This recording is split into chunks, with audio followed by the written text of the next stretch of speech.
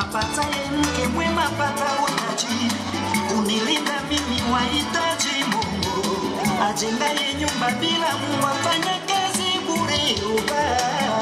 Hapana Jennifer, ukimwona ameoa, ameoa huyo mheshimiwa, ameolewa huyo ni mke wa mtu, ameoa huyo mheshimiwa, ameolewa huyo ni mke wa mtu. Andoa,